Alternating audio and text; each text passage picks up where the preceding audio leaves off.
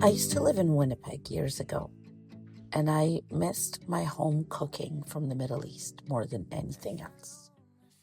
When I lived there, there was a British-inspired cake shop that I used to love. It was the kind of place that felt like it belonged somewhere else entirely.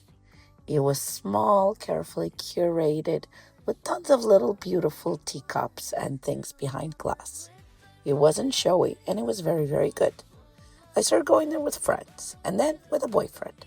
And at some point, we did that thing you do when you're young and you're in love and you're certain about things. And you started imagining my wedding cake coming from that shop. Now, the relationship didn't last. The city didn't last. I moved away from Winnipeg.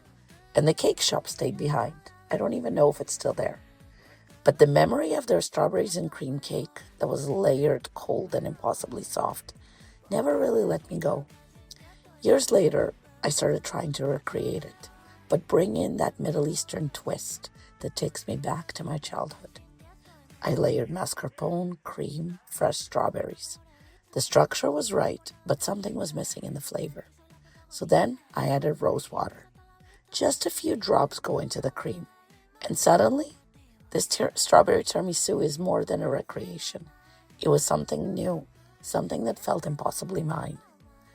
Rosewater is one of the oldest ingredients in Middle Eastern cooking. It's been used in Persian and Levantine kitchen for centuries, in baklava and rice pudding and sweets for celebrations. It's floral, but not perfumey, as long as you don't use too much of it. You have to be delicate with it and just give it a whiff. 1 teaspoon goes into the mascarpone, and the strawberries immediately get brighter, the cream gets softer, and the whole thing lifts. And this strawberry tiramisu, with a hint of rosewater, is perfect for spring, perfect for summer, and perfect for any time you need to bring a taste of the Middle East into your daily life.